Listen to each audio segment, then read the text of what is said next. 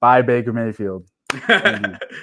With that, let's go into the next tier, and this is probably where this is where I think that rookie pick to draft capital, rookie pick to veteran value conversation is going to come in, and can't remember exactly off the top of my head what I had, but generally in this order, I felt was, and I think this is where we may have disagreed on a tier with Mr. JJ McCarthy himself, but I've put up Brock Purdy, Tua Tagovailoa, Drake May, Jared Goff, JJ McCarthy, and Bryce Young into tier C. So this is QB 16 to 21, roughly 15 to 20, maybe 16, 21.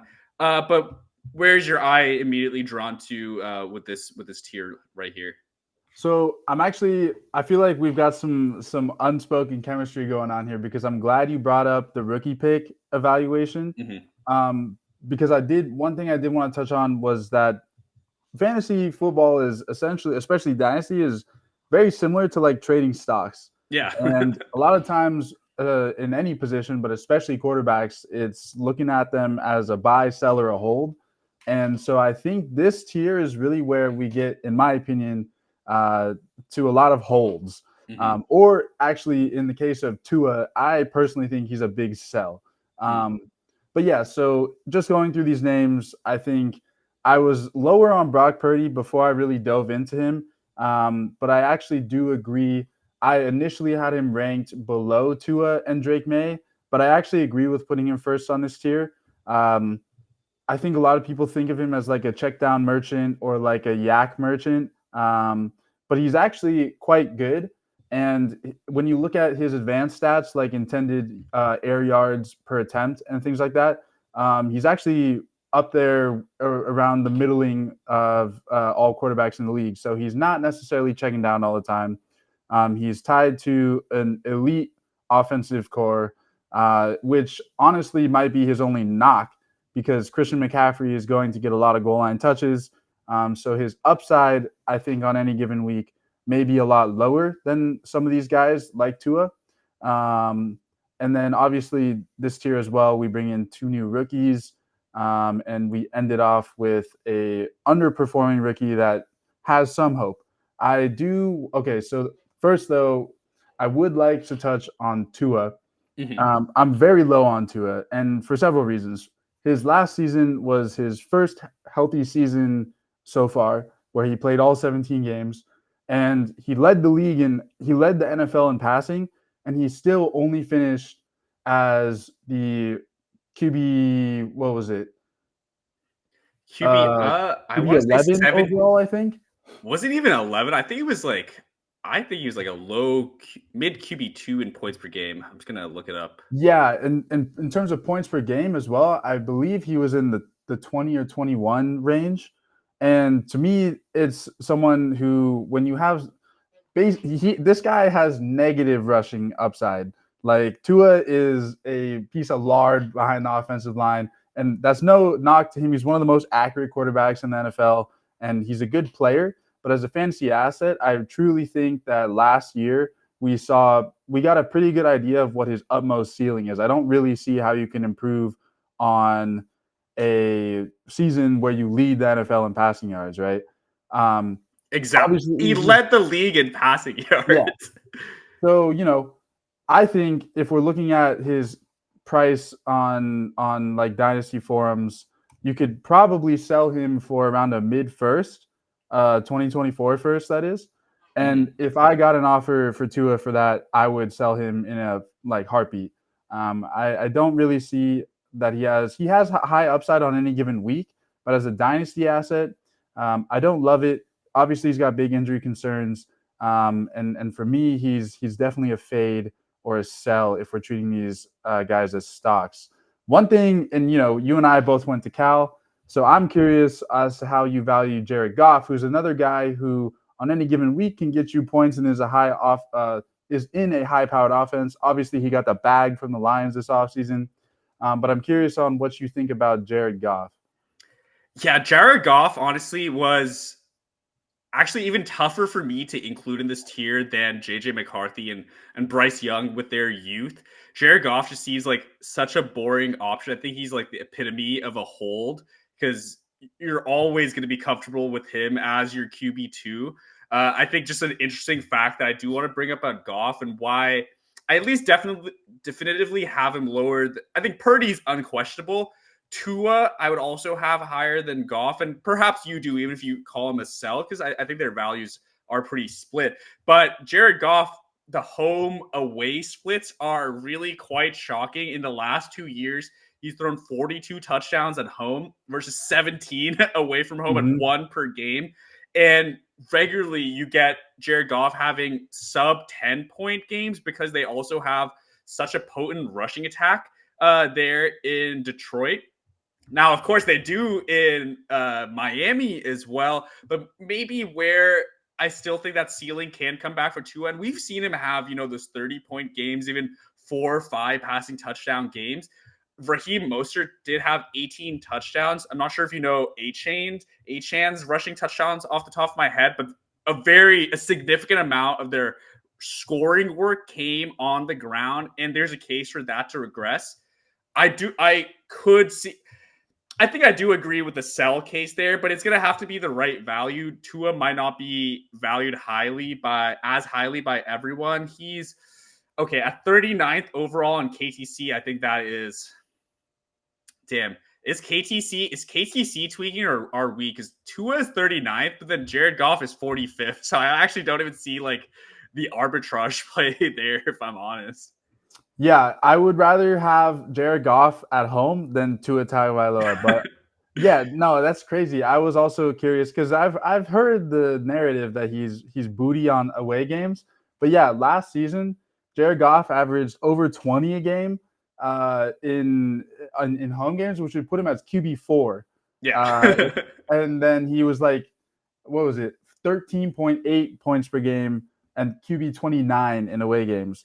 That I don't know if there's ever been like a higher disparity. That is shocking, right? Yeah. And not just like home, obviously, dome, yeah, but like the disparity is really crazy because you'd also probably expect they have to score more in away games. I didn't verify that with the stats, but just moving on to the rookies in this tier, and that's Drake May, JJ McCarthy. So let's call it like 106, 107, 105 through 107. I forgot about Brock Bowers, Odunze, maybe through 108 versus, some of the established QBs in the tier.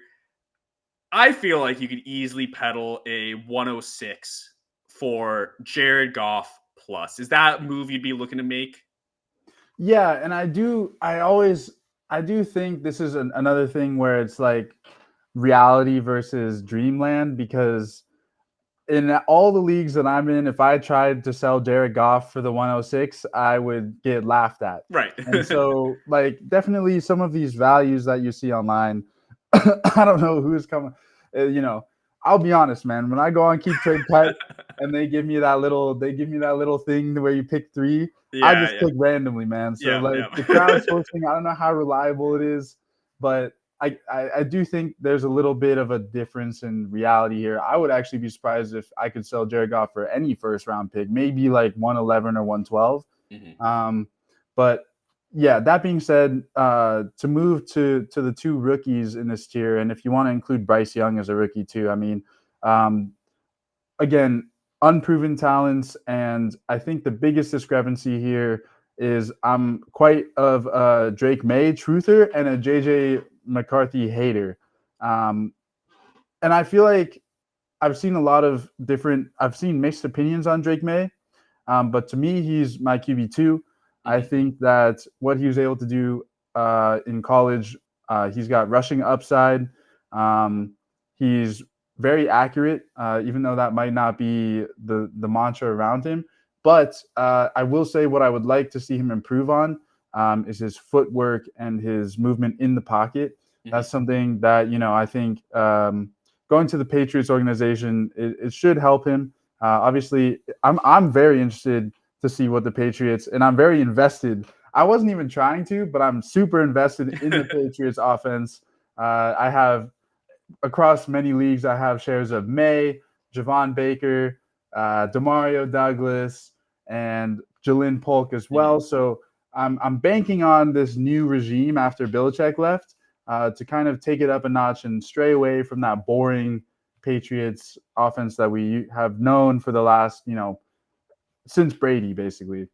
I'm very high on Drake May. To move to JJ McCarthy, though, he's such an enigma. It's hard to see. There are a lot of people who will gas him up on Twitter, but a lot of film guys are not necessarily as high on him. He has a tendency to stare down his first option, and I think and I think I often see a lot of people talking about how the Michigan offense didn't need to put up a lot of passing yards because their defense was so good. And I don't know if that's a good or a bad thing because yes, it could work both ways.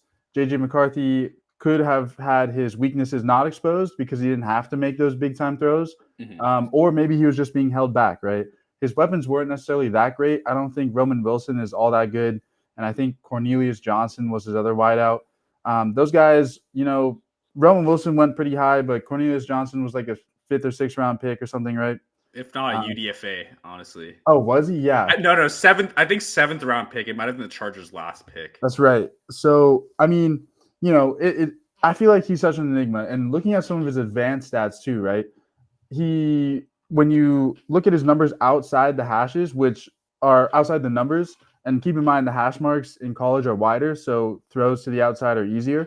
He had a 27% uncatchable pass rate Mm. last year, but then in the middle of the field and overall, he had the second highest average depth of target, second only to Jaden Daniels, and he was second in adjusted completion percentage as well. So he's very good over the middle. But it's really hard to say again. A lot of those passes where they manufactured plays to funnel to one person, in Mhm. which case reads on the defense are not as important. So I'm very interested to see how JJ adjusts to the NFL. The only reason why I would have any kind of hope is because Nick Mullins put up like 20 points a game Right. when he came in for the last four games of the season. So I honestly think it's just one of those like fuck it, like Jettis is out there somewhere, and they're just like he's gonna. It's really hard not to put up points in that offense. So I do like him as a fantasy prospect, at least for his rookie contract. I think he has like QB2 upside, um, but I'm not sold on him as a prospect moving forward long term. Mhm. So again, JJ iffy, but I know you've talked about this a lot, and as a Baker Mayfield truther, I owe a lot to Dave Canales. Mhm. So how do you think Dave Canales going to Carolina is going to impact Bryce Young and his second year outlook? Yeah, I think, I mean, only have to be optimistic for Bryce Young with someone who's gotten that reputation of being like the QB whisperer, not just Baker Mayfield last year, but Geno Smith the year before. I think I just have a lot of faith in the scheme. And I mean, maybe this is wish casting, but I've watched quite a few of not just the interviews he's given, but some of the Panthers, like the behind the scenes work. And he seems like someone that the team is going to be a lot more bought into than they were with Frank Reich to start the season. Just the vibe felt off, and there's a whole like Frank Reich wanted CJ Stroud, and the owners wanted Bryce Young. They, having that albatross of the, giving away the 101 and all that like capital and DJ Moore in that trade. I think the vibe is just going to be a lot better. I'm really a big fan of Deontay Johnson going over with his. He's instantly the best separator on that team, and that's what the Panthers really lacked reliable options outside of 34-year-old Thielen who could separate. I think Bryce Young had one of the lowest time to throw in the league because the offensive line was just so porous last year, which they did go pretty big on in reinforcing. But Yep. when you come to Deontay Johnson, and when you come to Dave Canales as well, speaking a lot about trying to get the ball out quickly, I think it's gonna be a perfect match. Just the last point on Deontay, they had an interview where they said Deontay's gonna be playing the X, which also lets Thielen stay in the slot where he did his best work. So he actually might be a sneaky guy that maybe we completely wrote off to consider, but more from a Bryce Young point of view, why I think he warrants a place in this tier, kind of alongside Drake May and JJ McCarthy. Bryce Young, I would say, was a better prospect, definitely than JJ. Debatable with Drake May, but this was the guy who it wasn't really. No one was surprised that he went 101. No one said this was a horrendous pick by the Panthers, right? He was Mhm. deserving of the first overall selection. So you got to believe in that talent, especially at Dynasty.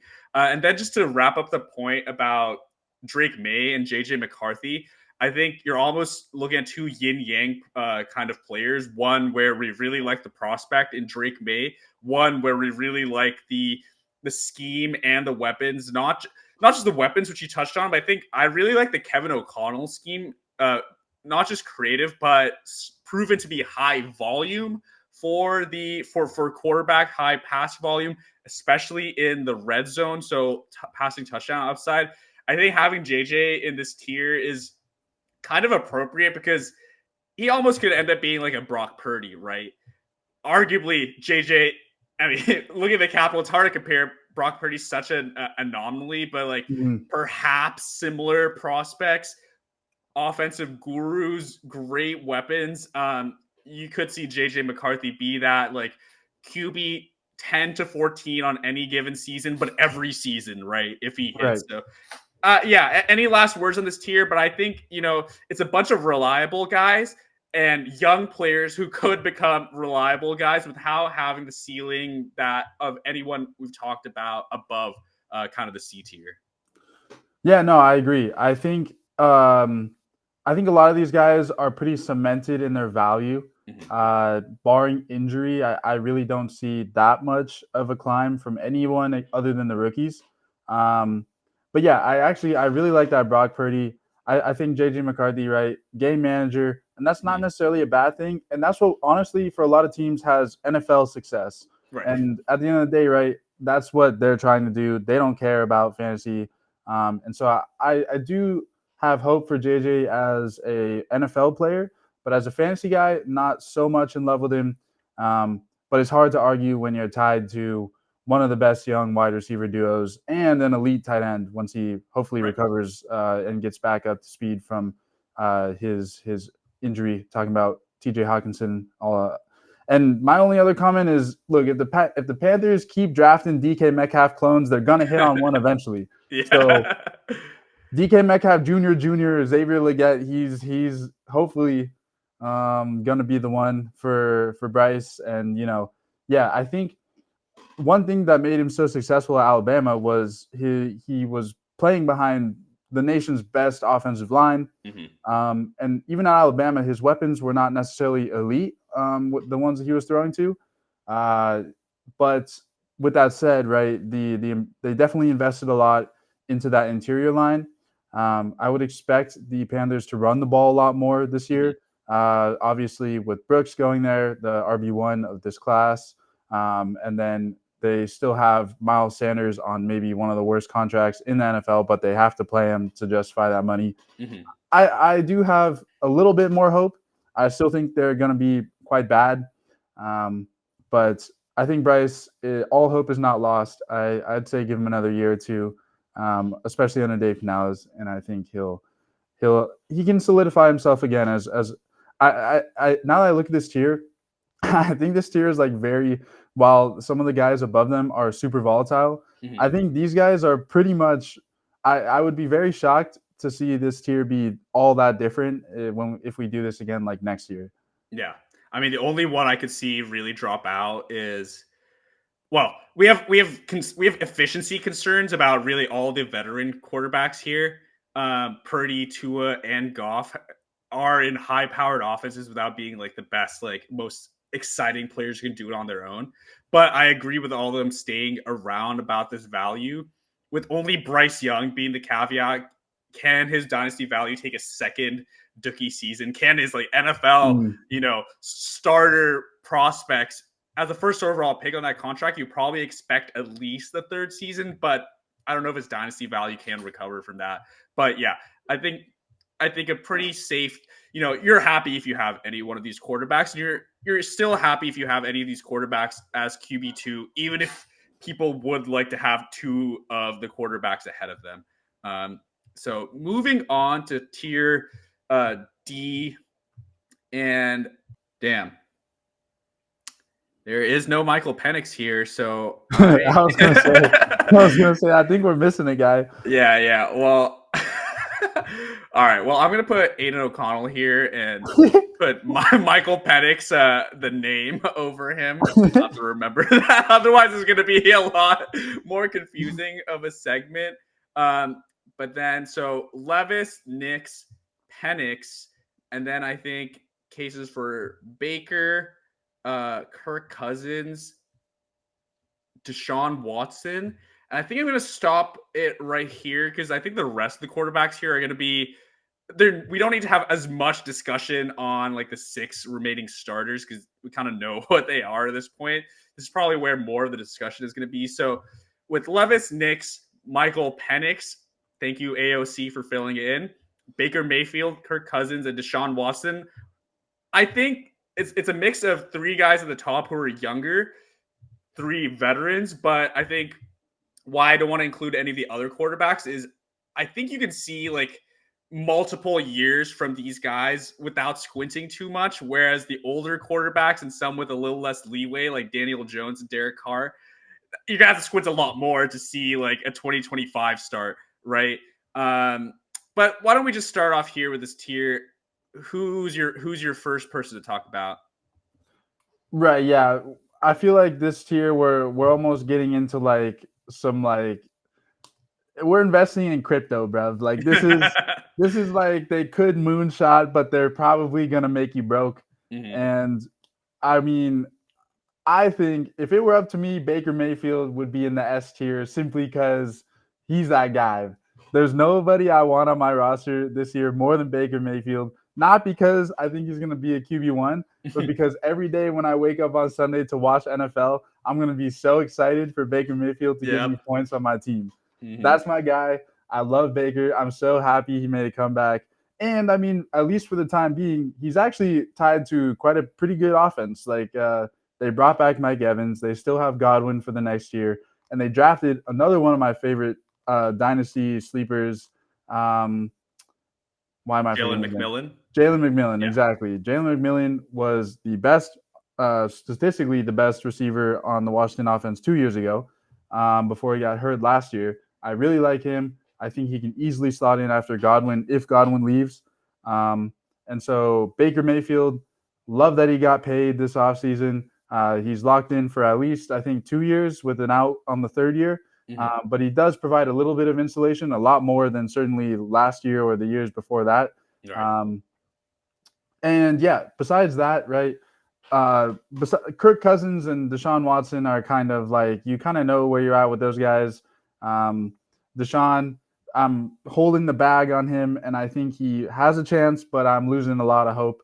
But the other 3 guys, the young guys, are, well, honestly, not even that young because Will Levis and Michael Penix are like, they could, So is Bo Nix, right? They're all true. Up there. Yeah, those guys like they could be working on Wall Street right now with how old they are.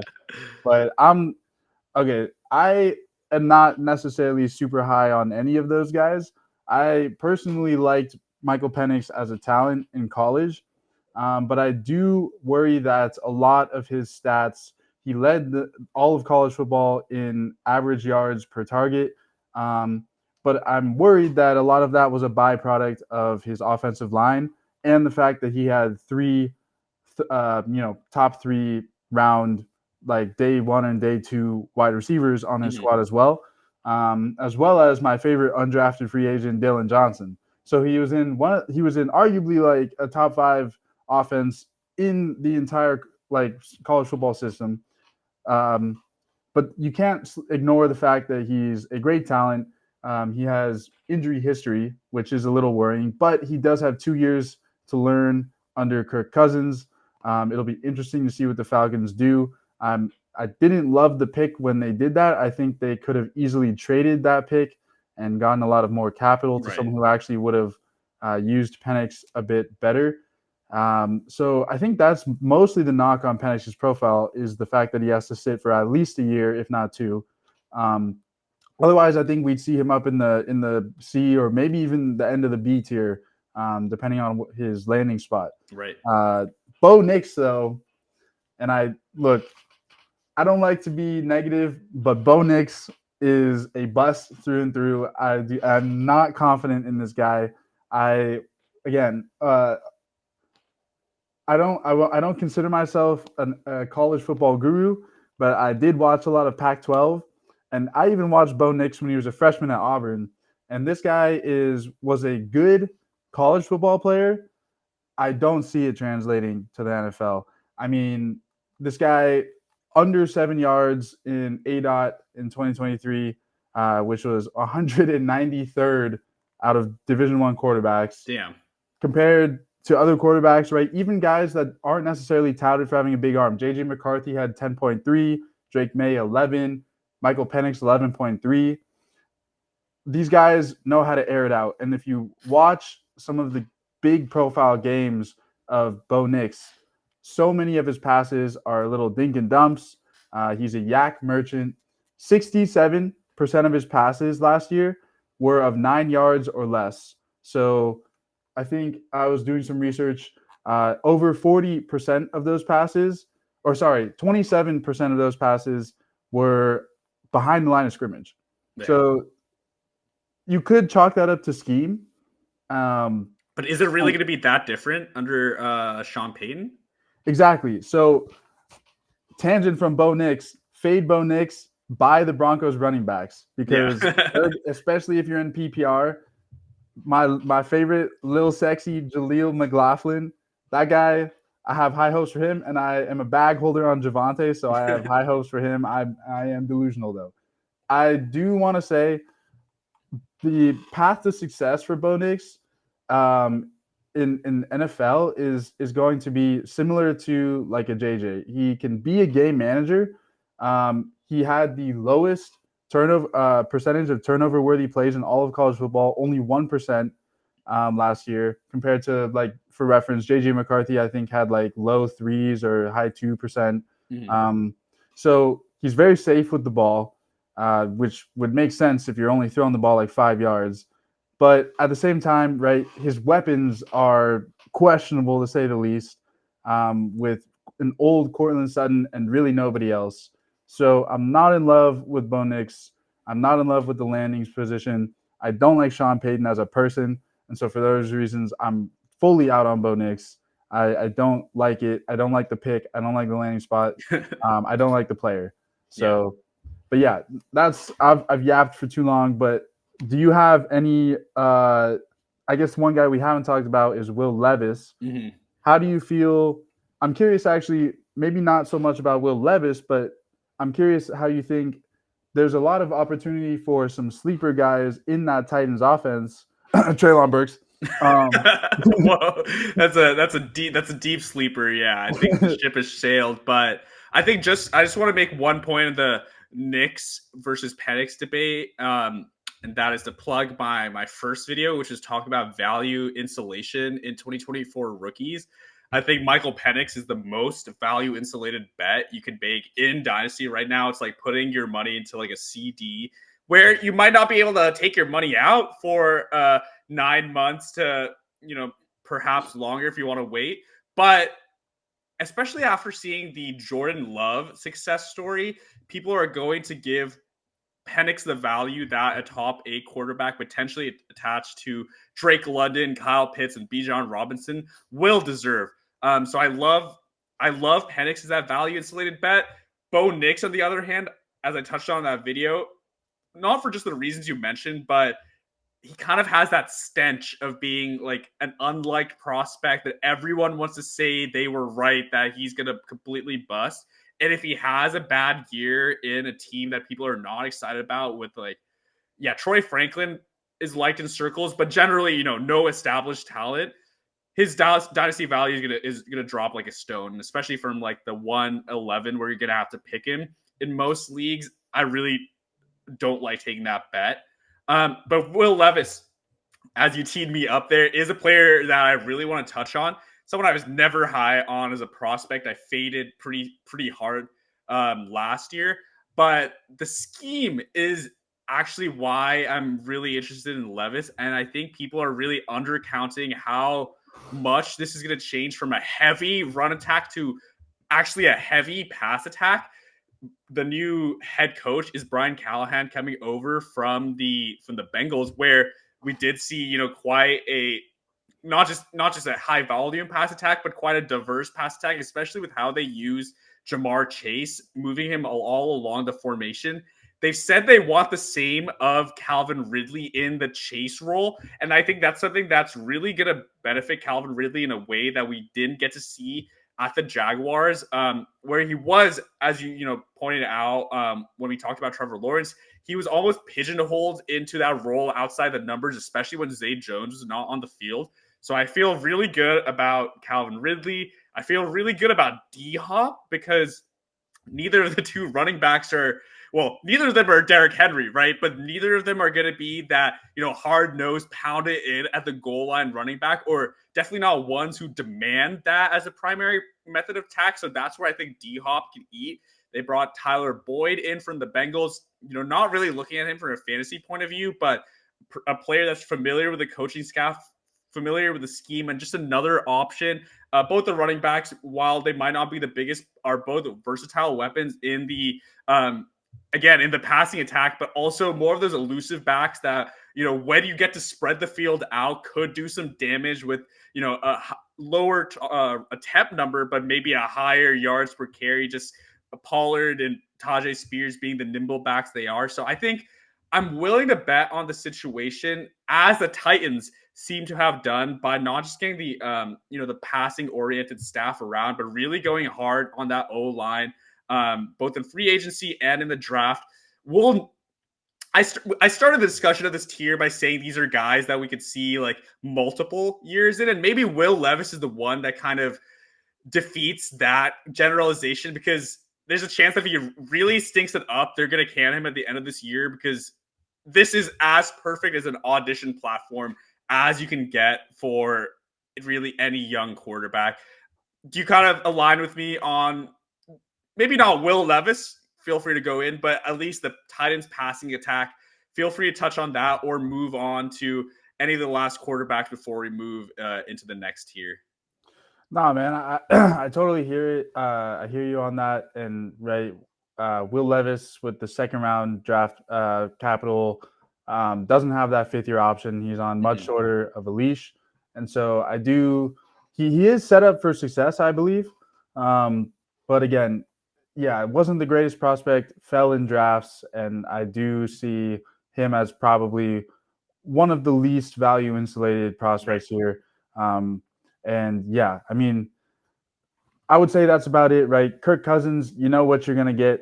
He's a short-term rental. If you could buy him for like a late second or maybe like a 25-second, if you're competing, definitely would do that if you think that's what it's going to take. And Deshaun Watson is going back to the stock thing. I would say he's a hold unless you can miraculously get some kind of good offer package for him. I think he's, probably one of the most hated quarterbacks in fantasy for many reasons, and most of them are warranted.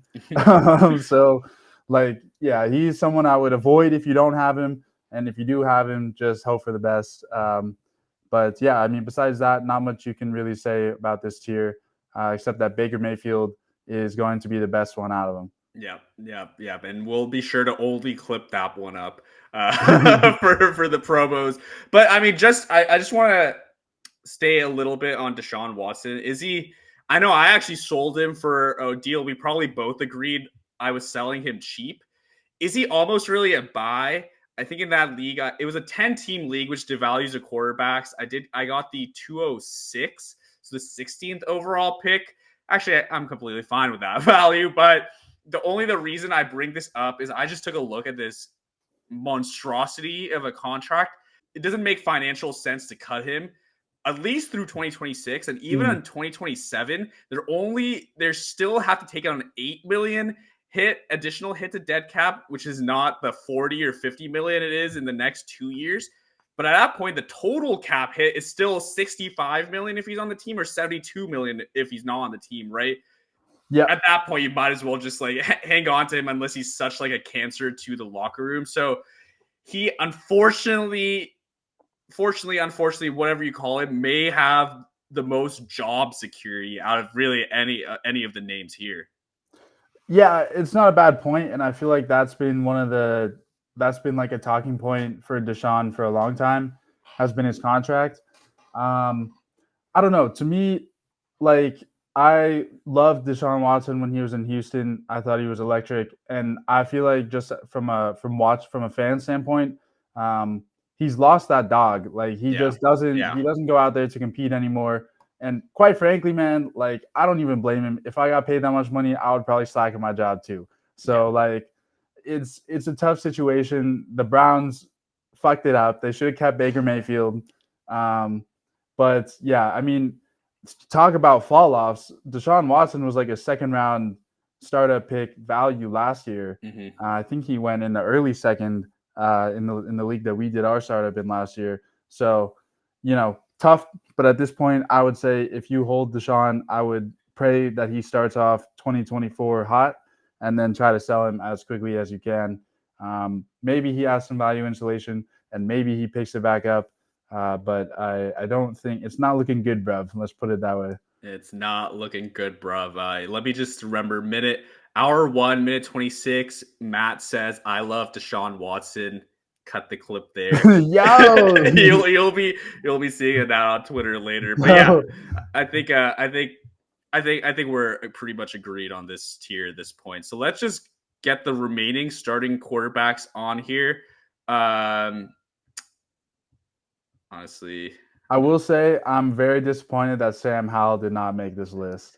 I know. I guess I must have just chosen the one that just had the starters, and there are like a few more.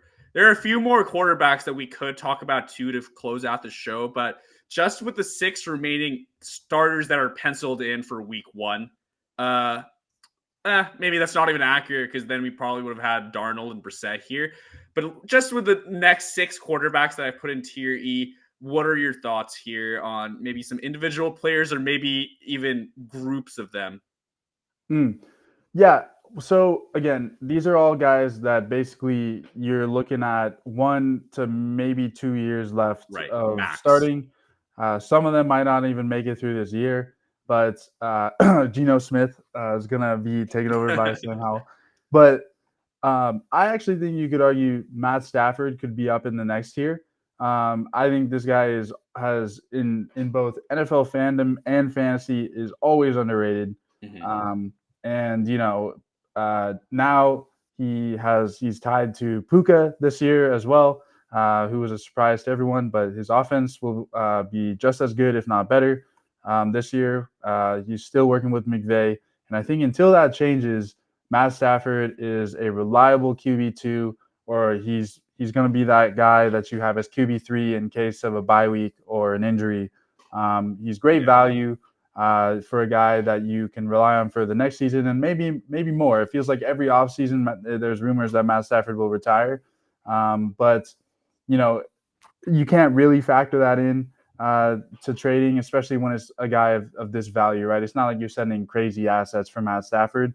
Well, let me just interject here about Stafford, particularly about the tier difference. And I think, you kind of touched on the retirement talk, which has been there for 2 years, not just of Stafford, but of McVay. I expect Stafford will go first, and the only way McVay goes first is if he's at the same time as Stafford. So I don't think we'll see Stafford without McVay, but I think there is less certainty about his outlook than the quarterbacks you put in the tier above, like Cousins, Baker, and Deshaun Watson, who have that contract less that age like worry, I guess. Stafford has also taken quite a few serious injuries in over his career, but especially even in his time with the Rams. Even into the 2023 offseason, he came in and there was some talk about him needing like a spinal surgery. based on the injury he had in 2022. So I think I have a little more of a worry that one big wrong hit might actually mean that he calls it quits after a year. And I think what doesn't allow me to push him up just based on his fantasy production is he actually still only had 16.2 points per game in 2023. And Matt Stafford in the NFL at times was a top 5 quarterback, definitely a top 10 NFL quarterback. But in this system, even with Puka Nacua, Cooper Kupp, and the McVay scheme, a lot of the touchdowns are going to go to the running backs. We saw Kyron feast on the goal line, and while yes, it's going to be Kyron, but the other running back they brought in, Blake Corum, all he did in college was feast at the goal line. So I think this is, while it's a high-powered offense and touchdown regression, yes, is possible. I think that's just going to cap Matt Stafford's upside to where at these values, we could all kind of intermingle them, but I would have him a tier below Kirk Cousins, at least, is kind of where I'm sitting. That's fair. No, I definitely see that. And again, it's like these guys are, honestly, I'm not losing sleep over any of them. Right. And I do want to give a little bit of props to the very last guy on the list. I think that, Russell Wilson has caught a lot of slander the last few years, and some of it has been warranted. But I do want to say that I feel like Russell Wilson has. It's hard to say, right? He's old now, and he's on a new team, new scheme, on like a 1-year deal. I think it's a 1-year deal, right? Yeah, it's a very weird deal, and I honestly see some Twitter analyticos that are like, damn, the Steelers literally gave him a vet minimum contract. They don't care about him at all. Buy Justin Fields. And no, that's not the case at all. You take a vet minimum contract because he still has like 40 million guaranteed from the Broncos. So don't read too much into the contract situation with thinking that Justin Fields is gonna, be a week 3 starter, right? No, exactly. And so my take on Russell Wilson is that, I mean, if you look at, I was surprised, honestly, but if you look at points per game last year, he was like a mid QB2. He was 15th, I believe, or 16th. He had higher points per game than Matthew Stafford. Yep. And this guy, he's going to a scheme, I think, that fits him a lot better, too. Mike Tomlin is going to have a heavy run scheme. And it's very similar, honestly, to when I'm not saying he's the same Russell Wilson as in 2013, but back when when he went to the Super Bowl, he had a bruiser back in Marshawn Lynch and a couple young wide receivers, Percy Harvin and Doug Baldwin. And those guys are pretty similar, or basically the team composition is very similar to what the Steelers have going, with a couple young guys, unproven talents. I'm not necessarily super high on George Pickens, but I do think he has like a wide receiver 2 upside. And I don't know. Again, it's like these aren't guys I'm drooling over. These aren't guys I'm actively trying to make trades for. But I do think that Russell Wilson is somewhat slept on. And if you're in a deep Superflex redraft or like something like that, I like to play Superflex in my redrafts as well. I might consider taking Russ as either a fill-in for a bye week or maybe as the QB2. I'm not concerned at all about Justin Fields. I think, again, it's one of those things where NFL teams want to win games. Justin Fields cannot do that. I don't, I'm sure he's a good guy, but he sucks. Like, he's terrible. He's a terrible quarterback. He's fun to watch, but he can't win games. Russell Wilson can. He's a leader. He's a little corny, so I get that part. But like at the end of the day, from an NFL franchise perspective, I think Russell Wilson is for sure the guy that you want to look for, at least going into it. But who's to say, right? I mean, Justin Fields, if you have him on your dynasty roster, is definitely not a drop. But I wouldn't be delusional in the sense that you think he's ever going to get really much of a chance again. I think it would take a lot of good luck for Justin Fields to turn around at this point. Well, let's just stay on the Justin Fields point, because I mean, admittedly, I chose a tier list that only had a starting quarterback, so there's no Justin Fields face in here. I'm going to ask you where you would place Justin Fields in just a second. But first, I just want to make the point that on Keep Trade Cut, Justin Fields is the 130th overall player. That's ahead of all these other quarterbacks that we have here, besides Matt Stafford, who's at 112, Rodgers 159, Geno 155, Daniel Jones 153, Derek Carr 174, Russell Wilson 185, and then Justin Fields is at 130.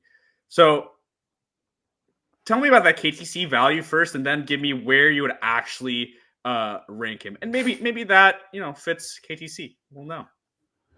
I don't know, man. I think Justin Field truthers need to give it up, man. And honestly, out of this list, it's like, why would you ever take a guy who's been benched and been traded for a 6th-round pick over an incumbent starter who, in the case of pretty much all of these quarterbacks, have at least 1 year, and that's only because I'm only saying that because of Rodgers. I feel like everybody else on this list, minus Wilson, has 2 years left. I mean, Carr doesn't have an out for another 2 years on his contract. Is that Daniel true? Jones, I believe, doesn't have an out for 2 years. Maybe it's only one. Geno Smith is signed for the next 2 years. So I just don't see why anyone would have a guy that's going to start off the season putting up 0 points over a guy that will produce. And again, the way I see this last year is they're low-end, low-ceiling vets that you really only start in a crunch. And honestly, right, with the way last season went and all these quarterbacks going down, I would probably prefer someone like Joe Flacco or something coming in. I would probably start him over a lot of these guys as well, even if I did have him. I'm trying to avoid them. I don't think if you have these guys on your roster, you can really sell them for much of anything.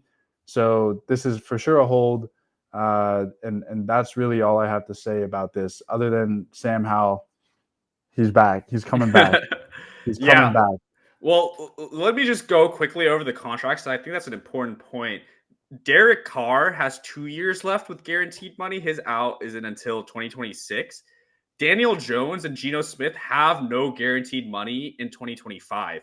So they could actually be let go after this year. I think Daniel Jones is really one to watch out. He's a very interesting case. I think right before we went on air, you asked, is Daniel Jones the buy low of all buy lows? And with that rushing upside and a QB9 finish, okay, I'm putting some words in your mouth there. Hey, Daniel Jones was the QB9 in 2022, has rushing upside, has Malik Neighbors, has Brian Daboll, who I do respect the scheme, but I think that's one to really worry about whether he finishes the season, because he does have an injury guarantee pretty similar to what bench Russell Wilson at the Broncos. But if he were to get injured and be injured, I think through the start of 2025, the Giants would owe another $23 million to Daniel Jones, or at least against the cap. So I think that's a case where Jones could be benched to protect his health and protect that $23 million.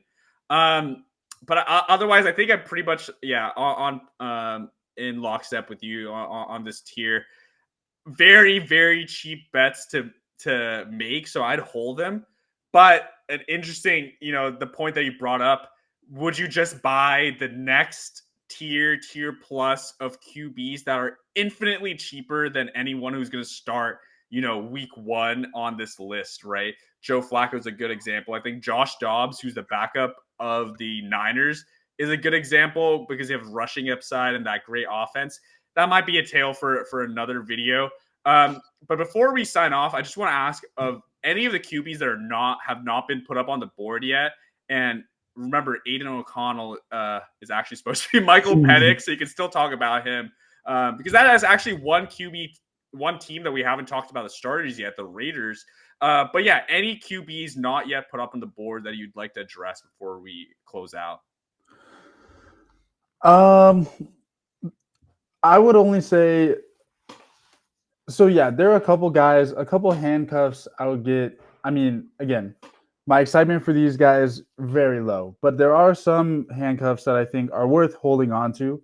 And there is something that I think should be considered is the next class of college quarterbacks is very weak. Mhm. So a lot of these guys that you might think like Daniel Jones, right? Daniel Jones so far has not proven himself to be a very good NFL quarterback. But I also think that might be getting overblown. He did win a playoff game 2 years Mhm. ago, and that compared like also combined with the fact that this next incoming the 25 class of quarterbacks is very weak. I don't know unless the Giants have unless they're so bad that they get a top 5 pick. I don't necessarily see that many teams even being in a position to replace these guys that people Mhm. think are mid or like to hate on, right? Because they're simply just not a whole lot of talent coming in that could threaten a lot of these guys' jobs, at least for the next year.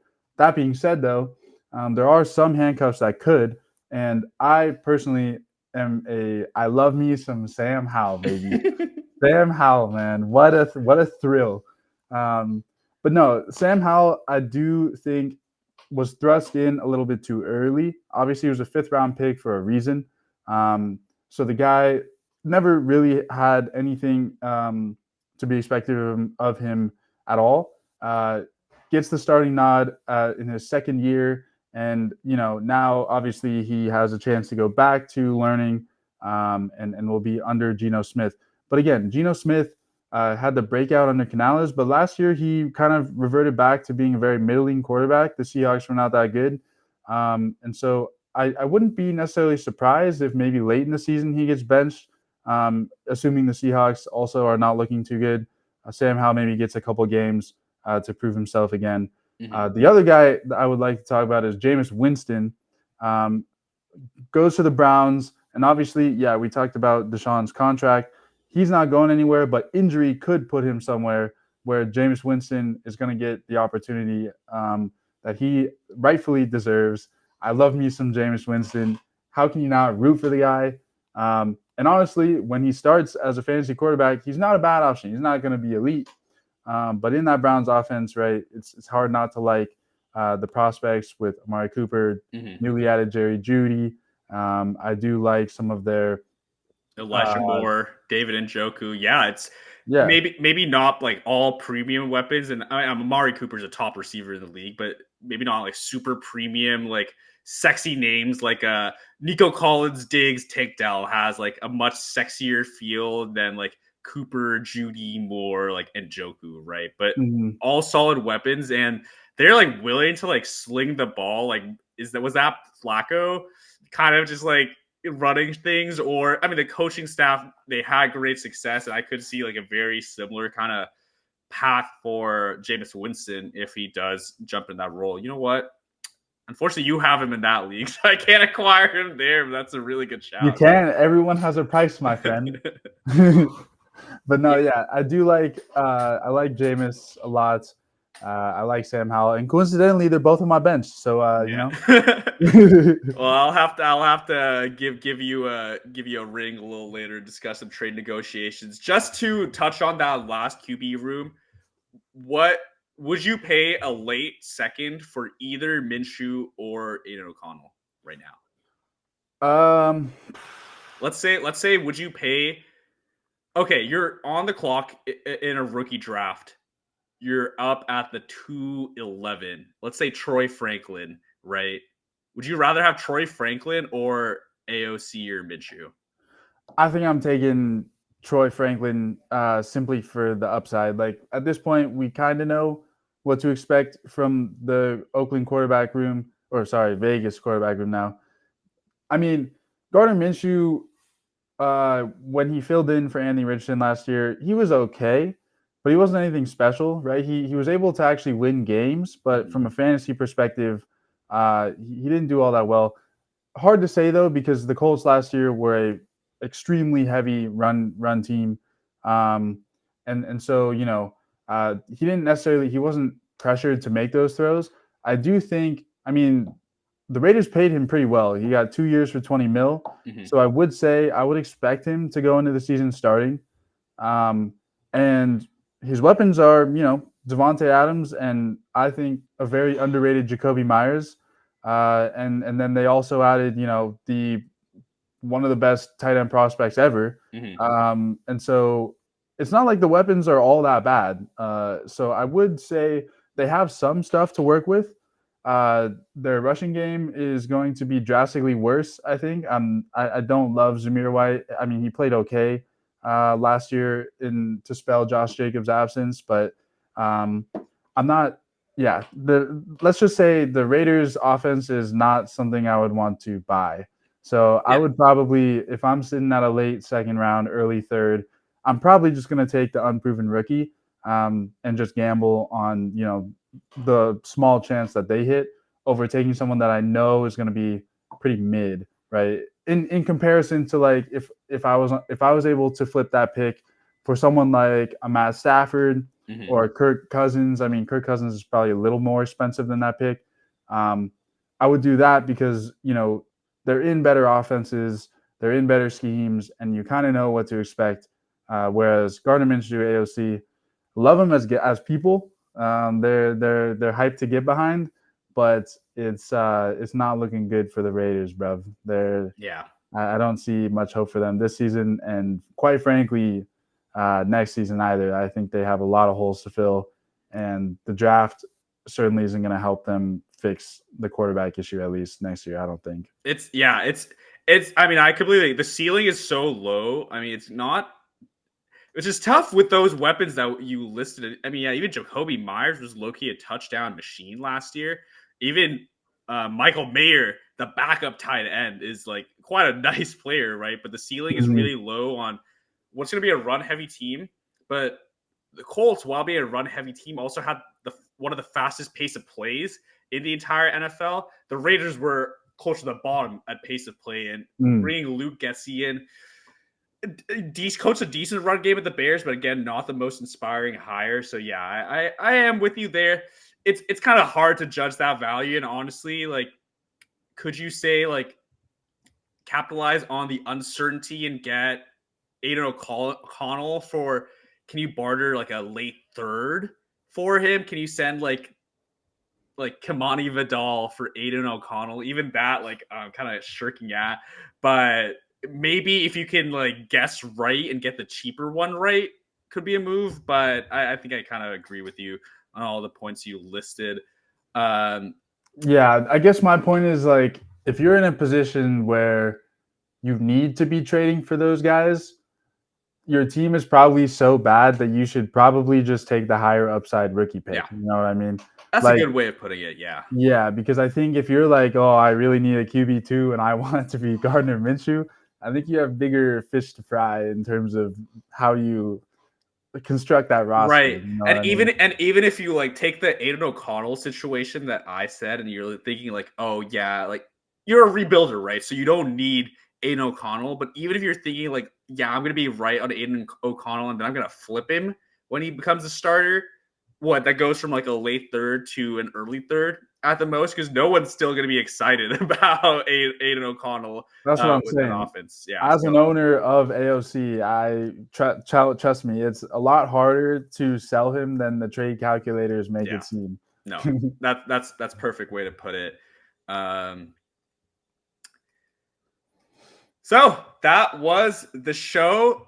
Probably this is probably part two of the episodes because we went a little long there. But I hope y'all enjoy the content. I certainly did. I think of my limited run in the fantasy space, has been one of my favorite episodes so far. Thank you very much, Matt, for joining me on here. Quick word to the viewers about where they can find you. I know you've been talking about ramping some stuff up. We'd love to have you back here on the show, although I need to check the analytics and see what the views say about this new guest edition. But no, you're always welcome on the show. But yeah, let the viewers know where they can find you. You can't find me. I don't want to be found. I prefer to send my takes out to very limited people so that I can't get put on blast when they inevitably flop. But thanks for having me. I appreciate it. Uh, Everyone should continue to follow Small Talk Fantasy Football. It's up and coming, and it will deliver you the best hot takes. And buy Baker Mayfield. Thank you. And yeah, that is probably the best note to leave us on. But yes, please, if you enjoyed this video, like and shoot, what is the YouTube thing? I'm on too many platforms. Like and Subscribe. Yeah, like and subscribe for more. It is number one. Yeah, but also do follow my work on Twitter at SmallTalkFF. It's the first rankings video, so you can expect that more Dynasty and eventually redraft rankings will be up on the channel soon. Thank you all for watching, and we'll catch you in the next one.